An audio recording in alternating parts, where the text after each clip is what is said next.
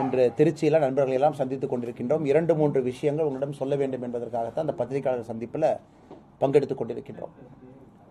சகோதர சகோதரி, உங்களுக்கு தெரியும், தமிழகத்தில் நம்முடைய விவசாய பெருமக்கள் பெரிய அளவில் பயன்படக்கூடிய ஒரு திட்டம் பாரத பிரதமருடைய PM கிசான் திட்டம், விவசாயிகள் கௌரவ நிதி திட்டம்.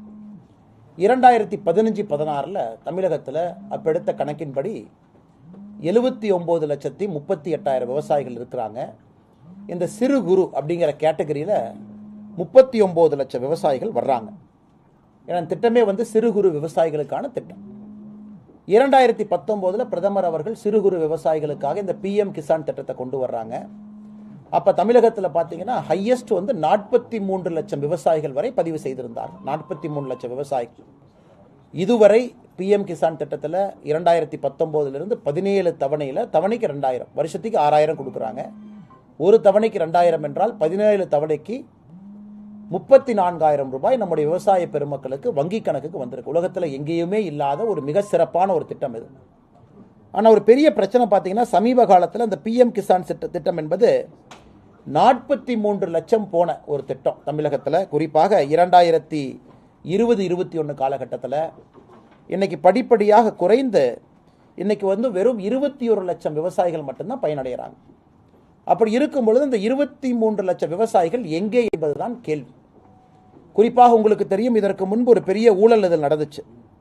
2020-21 மத்திய அரசு ஆடிட் பண்ணி 7 லட்சம் போலி விவசாயிகளை இணைச்சிருக்கிறாங்கன்னு சொல்லிட்டு, அதாவது விவசாயிகளே இல்லை, கலெக்டர் ஆஃபீஸ்லேயே விவசாயிகள் பேரில் அக்கௌண்ட் ஓப்பன் பண்ணி அவங்க மாதிரியே எல்லா ஆத்தென்டிகேஷன்லாம் ஏற்படுத்தி பணத்தை சில கவர்மெண்ட் அதிகாரிகள் வித்ட்ரா பண்ணதுக்காக சில 100 கோடி, பல 100 கோடி, 340 கோடி ரூபாய் அப்ராக்சிமேட்டாக அதில் ஊழல் நடந்தது.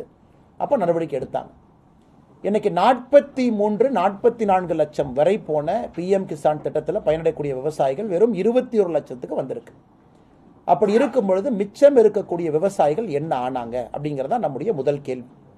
இது சம்பந்தமாக பாரதிய ஜனதா கட்சி எங்களுடைய கண்டன அறிக்கையை கொடுத்துருக்கோம். இந்தியா முழுவதுமே PM கிசான் திட்டத்தில் ஒரு அரசு கண்கொத்தி பாம்பாக ஒரு விவசாயியும் இணைக்கிறாங்க. அந்த விவசாயிக்கு பத்திரத்தில் ஒரு டாக்குமெண்டேஷன் பிரச்சனை இருந்தால் கூட சரி பண்ணிடுறாங்க. உதாரணத்துக்கு கூட்டுப்பட்டா இருக்கு, தனிப்பட்டா இல்லை, அந்த மாதிரி விஷயங்கள் எல்லாம் மாநில அரசு கையில் எடுத்து அதையெல்லாம் சரி பண்ணி சிறு குறு கேட்டகரியில் யார் வர்றாங்களோ இணைச்சிக்கிட்டே வர்றாங்க PM கிசான் இந்த ஸ்கீமில். அப்படி இருக்கும் பொழுது திராவிட முன்னேற்ற கழகம் மத்திய அரசை வேண்டுமென்றே எங்களுக்கு பழிச்சொல் கிடைப்பதற்காக பாரத பிரதமர் நரேந்திர மோடி அவர்கள் விவசாயிகளுக்கு கொடுக்கக்கூடிய அந்த திட்டம் எல்லா விவசாயிகளுக்கும் சேரக்கூடாது என்பதற்காக கிட்டத்தட்ட 3 ஆண்டுகளுக்கு முன்பு 43 - 44 லட்சம் விவசாயிகள் பயன்படக்கூடிய ஒரு திட்டம் இன்னைக்கு 21 lakhs கீழே வந்திருக்குன்னா இது எப்படி என்பதற்காக கண்டன அறிக்கை கொடுத்தோம். அரசுகிட்ட நாங்கள் கேள்வி கேட்டோம், யாரும் பதில் சொல்லல. நாங்கள் 2 கேள்வி கேட்டிருக்கோம். முதல் கேள்வி, 23 லட்சம் பேர்த்தை எதுக்கு டெலீட் பண்ணீங்க? இல்லை போலி கணக்கு, யாரோ அரசு அதிகாரிகள் போலி அவங்க பேரை சேர்த்திட்டாங்கன்னா அரசு அதிகாரிகள் மீது என்ன நடவடிக்கை எடுத்தீங்க? 2015-16 அப்போ தமிழக அரசினுடைய கணக்கின்படியே 39 லட்சம் விவசாயிகள் தமிழகத்தில் சிறு குறு விவசாயிகள். நம்முடைய டெஃபினேஷனே சிறு குறு தான். 2.47 ஏக்கர் கீழே இருக்கணும் உங்களுக்கு. அப்படி இருக்கும் பொழுது எப்படி இன்னைக்கு 39 லட்சம் சிறு குறு விவசாயிகள் இருக்க வேண்டிய தமிழகத்தில் எப்படி 21 லட்சத்துக்கு வந்துச்சு? அதனால் திமுக அரசு உடனடியாக எல்லா மாவட்ட ஆட்சியர்களுக்கு உத்தரவு போட்டு ஒரு மாவட்டத்திலேயே ரிவ்யூ மீட்டிங் நடத்தப்பட்டு, குறிப்பாக அந்த மாவட்டத்தில் அவர்களுடைய பெயர்களோ இதற்கு முன்னாடி பணம் வந்துச்சு அந்த பணம் வரல அப்படின்னு சொல்லக்கூடிய விவசாயிகளுக்கு ஒரு கம்ப்ளைண்ட் இருக்குன்னா அதை இதை விட மாவட்ட ஆட்சியருக்கு என்ன முக்கியமான வேலைன்னு ஒரு மாவட்ட ஆட்சியர் உட்கார்ந்து சிறப்பு குறை தீர்ப்பு முகாம் அமைத்து இதை சரி பண்ணணும். இல்லை என்றால் 2 வாரத்தில் திருச்சிராப்பள்ளி இதை மையமாக வைத்து, இந்த ஊரை மையமாக வைத்து அண்ணன் கருப்பு முருகானந்தம் அவர்கள் இங்கே இருக்கக்கூடிய தலைவர்கள் எல்லோரும் இணைந்து ஒரு மிகப்பெரிய கண்டன ஆர்ப்பாட்டத்தை இங்கிருந்து எடுத்து பாரதிய ஜனதா கட்சி அதன் பிறகு ஒரு மாவட்டத்திலும் கூட விவசாய குறைதீர்ப்பு முகாமை அமைத்து அதன் மூலமாக வரக்கூடிய பதிவுகள் என்ன இருக்கோ நாங்கள் முன்னெடுக்க இருக்கிறோம்.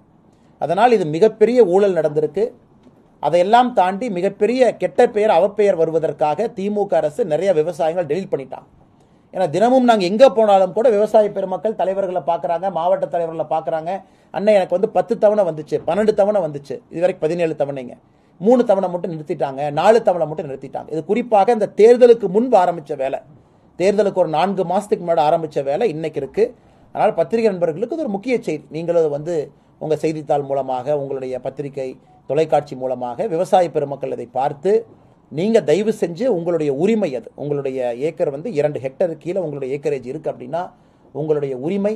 ஸோ தயவு செய்து நீங்கள் உடனடியாக வந்து உங்களுடைய மாவட்ட ஆட்சியர், அங்கே இருக்கக்கூடிய விவசாய அதிகாரிகள் யார் இருக்கிறாங்க கலெக்டர் ஆஃபீஸில் நீங்கள் சந்தித்து தயவு செஞ்சு இடம்பெற வைங்க. இல்லை என்றால் 2 வாரத்தில் பாரதிய ஜனதா கட்சி நாங்களே சிறப்பு விவசாய குறைதீர்ப்பு முகாமை தமிழகம் முழுவதும் அமைப்பிருக்கின்றோம் என்பதையும் சொல்லிக் கொள்கின்றோம். அதற்கு முன்பு மாநில அரசு கண் விழித்துக் கொண்டு நடவடிக்கை எடுக்க வேண்டும் என்றும் வலியுறுத்துகின்றோம். இல்லை என்றால் பெரிய கண்டன ஆர்ப்பாட்டத்தை திருச்சிராப்பள்ளியில் மையமாக வைத்து நாம் நடத்தி காட்ட வேண்டிய சூழல் ஏற்படும்.